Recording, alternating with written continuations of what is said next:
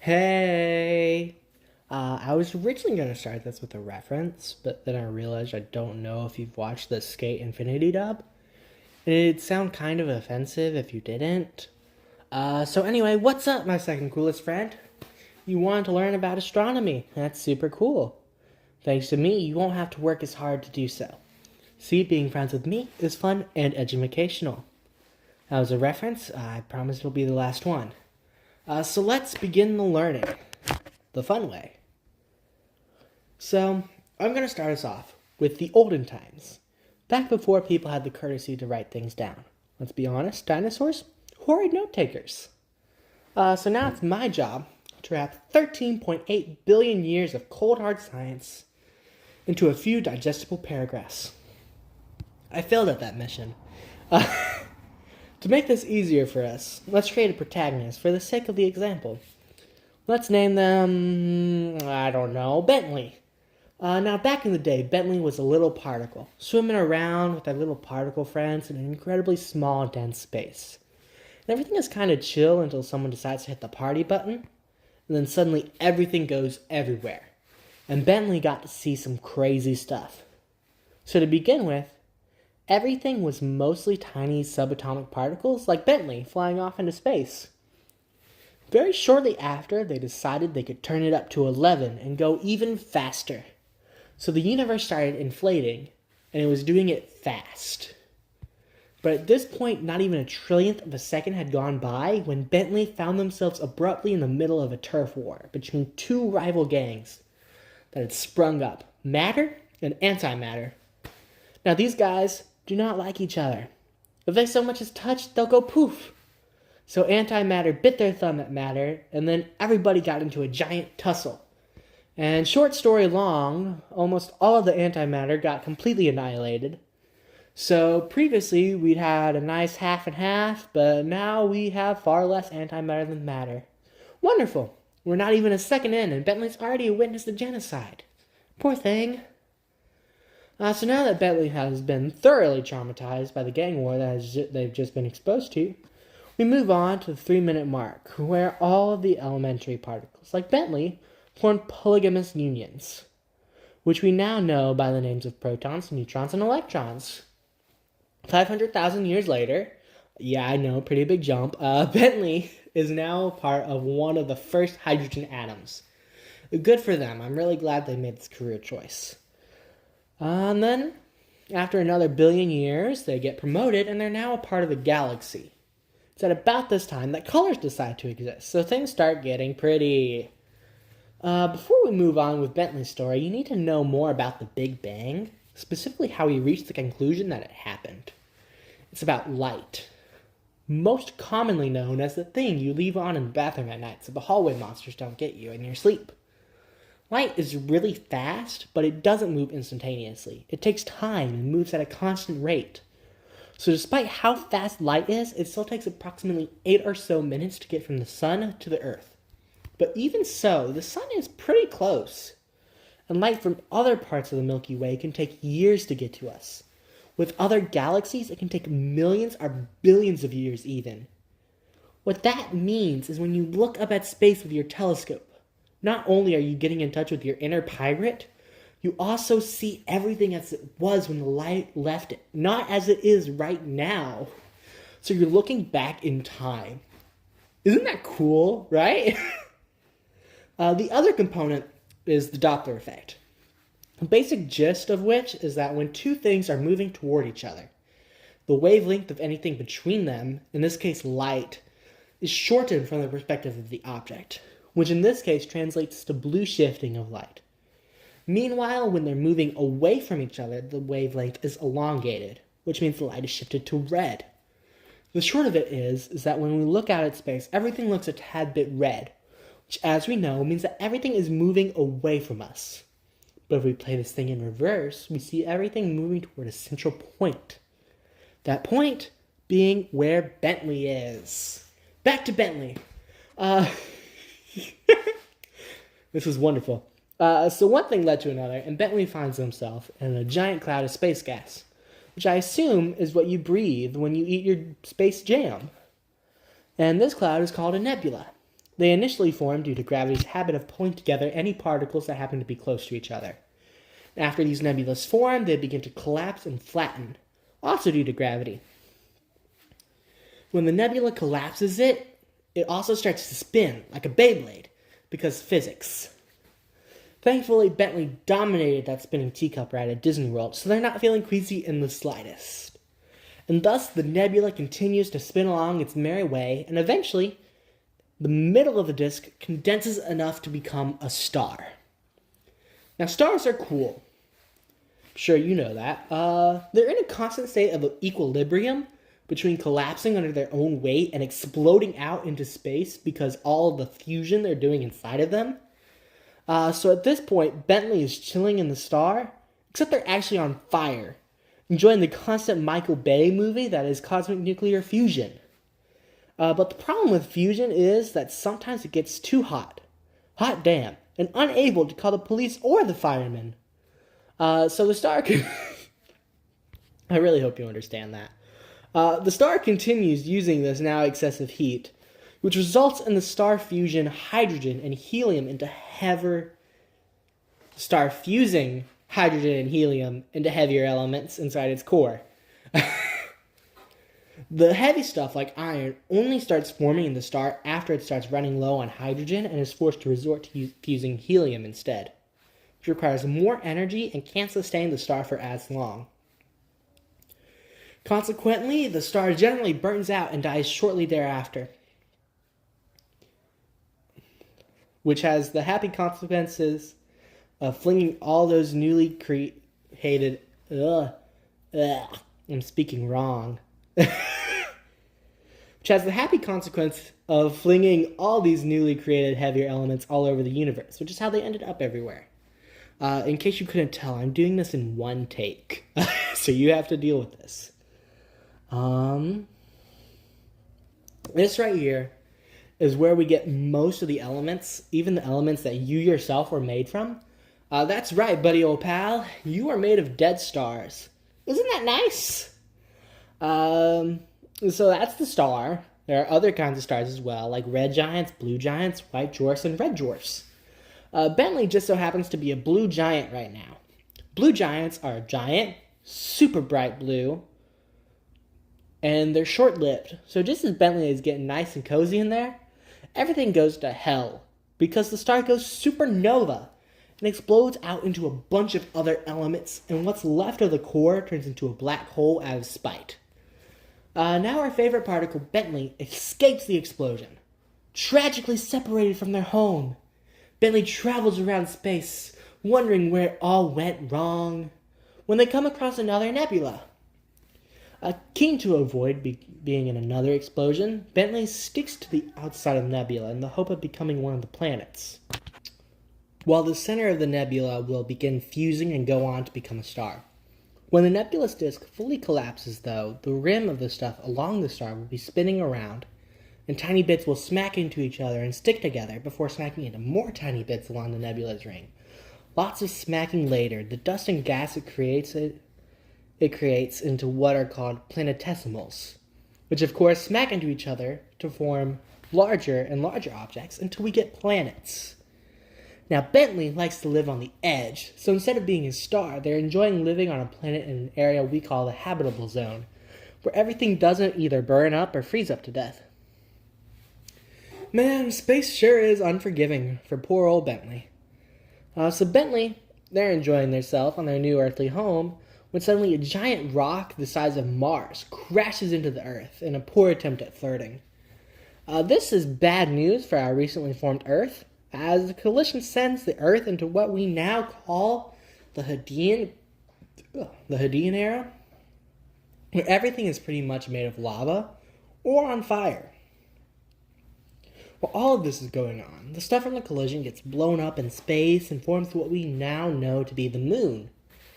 The last big thing to happen to Bentley's home planet is that when the Earth is temporarily a giant ball of fire and death, material separates out between light rock mantle above and heavy metal core below, thanks to, you guessed it, gravity.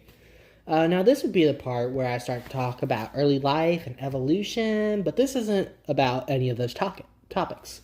So we're moving on. Now we're going to talk about the lunar solar calendar. Because that makes me mad.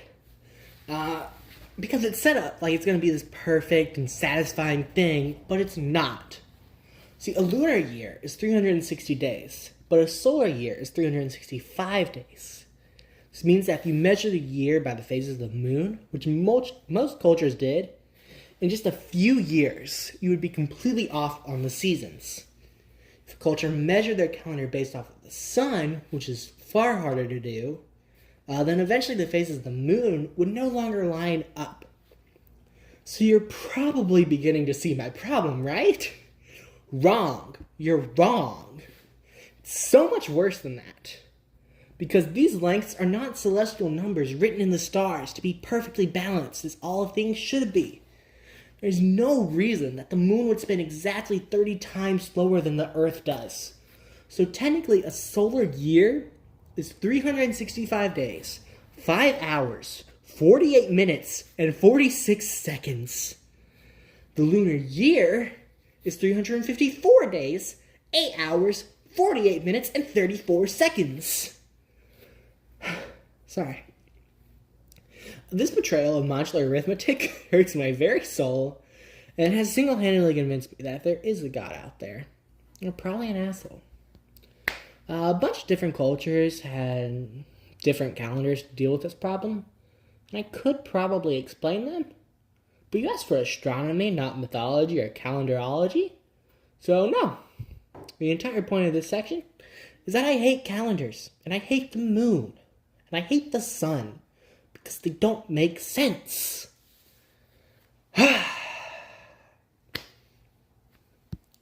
Anyways, eclipses. You probably know a bit about them, but if you don't, I'm just going to go through it real quick.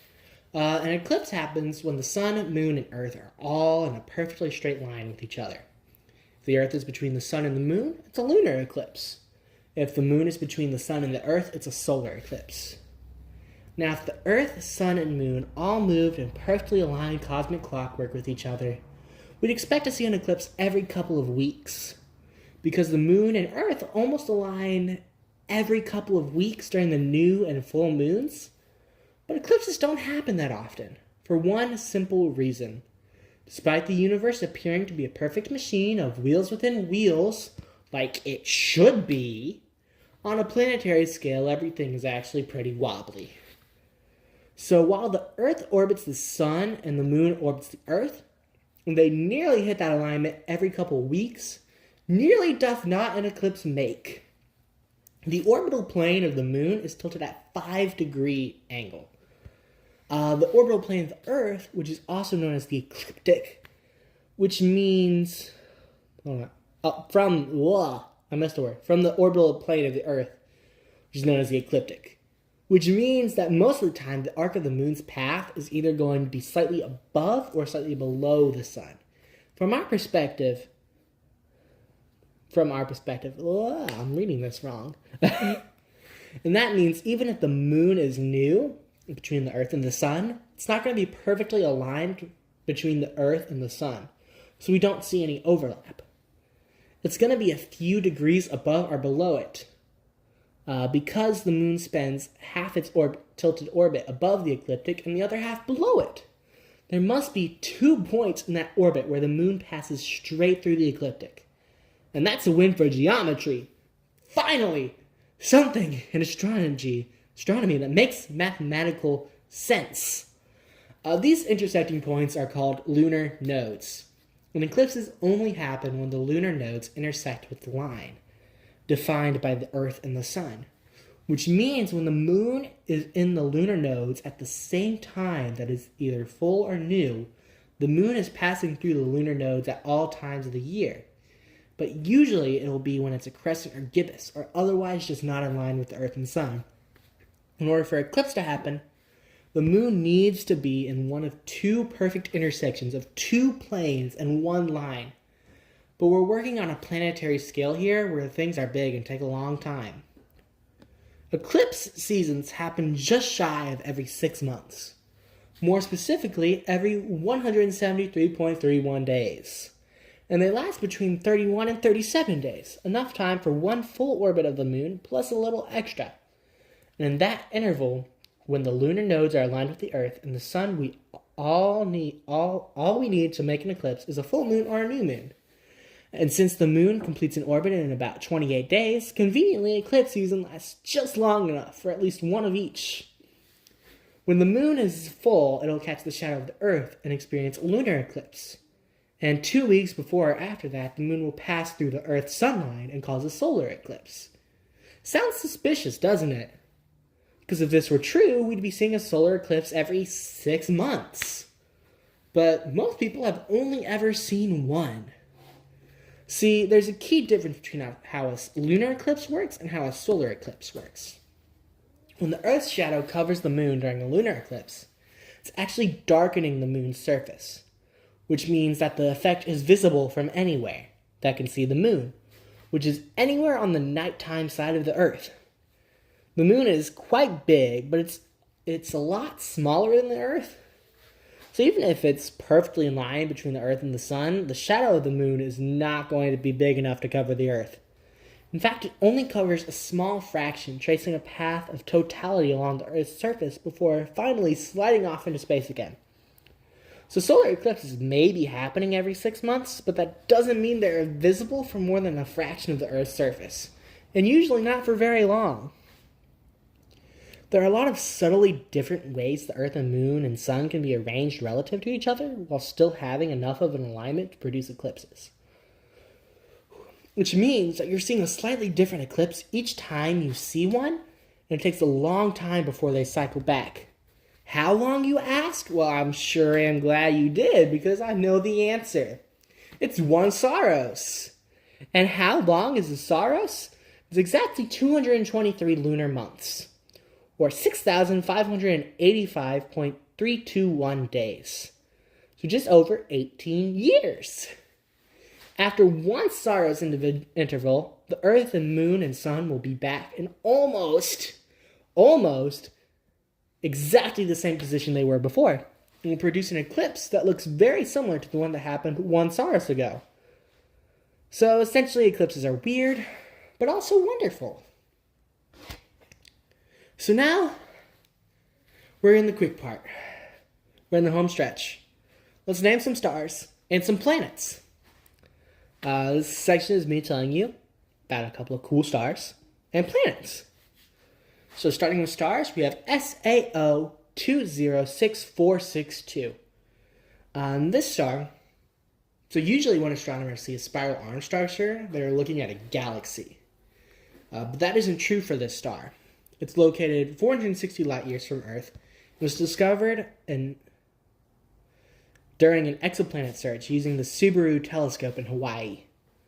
But rather than finding fully fledged planets around the young stars, astronomers instead discovered planets still in formation, which I think is cool. It's like a little baby galaxy.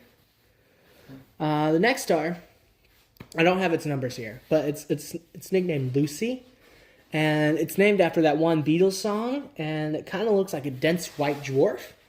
But upon closer inspection, the star's carbon core has crystallized to form a diamond 10 billion trillion carats in size. So yeah, if anyone tries to propose to you, tell them it's not worth it. They need to get Lucy for you, because that's just a way better diamond. Next up, we have HD 140283. This star, when it was discovered, it was really confusing because it appeared to be 16 billion years old, which if you paid attention to the first section, means the math ain't mathin'. Luckily, later observations reduced that down to 13.7 billion years, which would mean that star was formed a few hundred million years after the Big Bang, which is pretty cool. Next, T Draconis. It's the only star on this list that is actually considered a cool star, which is an actual classification of stars. Yes, I said cool star specifically to make this joke. It's only 1850 Kelvin, which is 2,870 degrees Fahrenheit. I know that doesn't sound cold, but in comparison, yeah.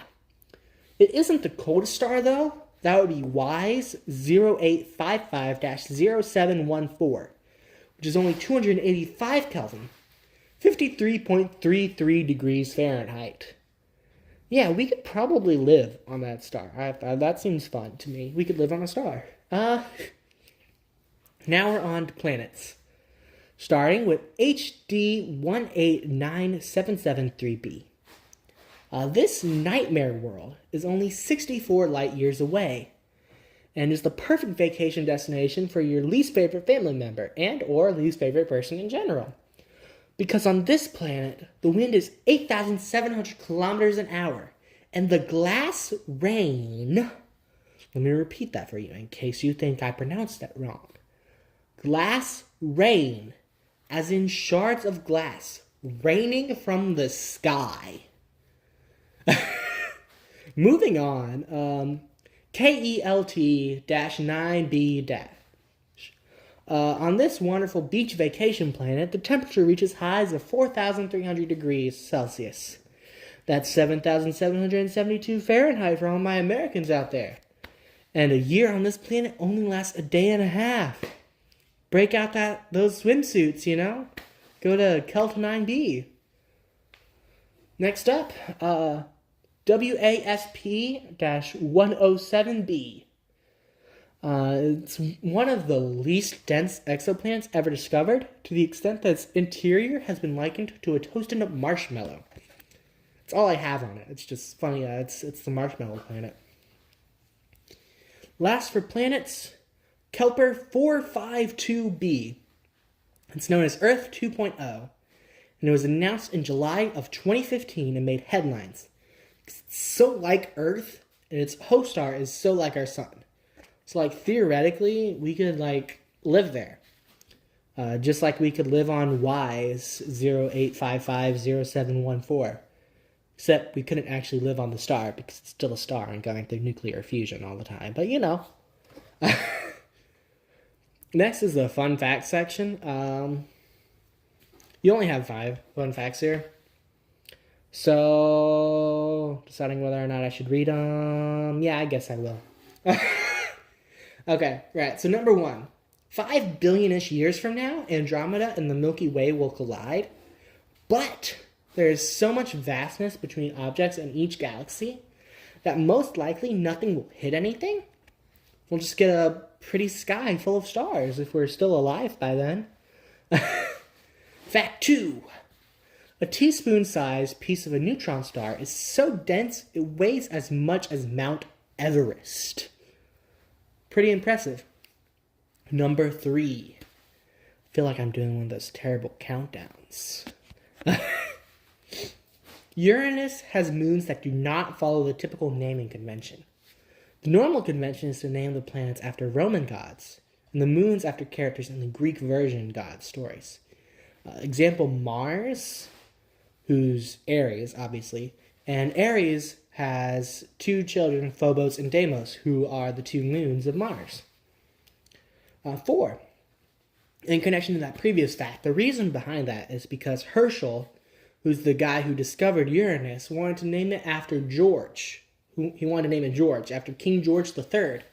If you look at some very old textbooks, you'll see the planets listed as Mercury, Venus, Earth, Mars, Jupiter, Saturn, George. That eventually got shot down, but to pay respect to Herschel, they named the moons after Shakespeare characters, such as Puck and Juliet. Personally, I think we need justice for George, you know? And what's my favorite planet? George. 5, the last one. There is a comet called Lovejoy, which releases a type of alcohol and sugar into space. And according to NASA, it released roughly 500 bottles of wine per second. Yeah. Thank you if you listen to all of this. You're cool. You're my friend. Merry Christmas and stuff. Bye-bye.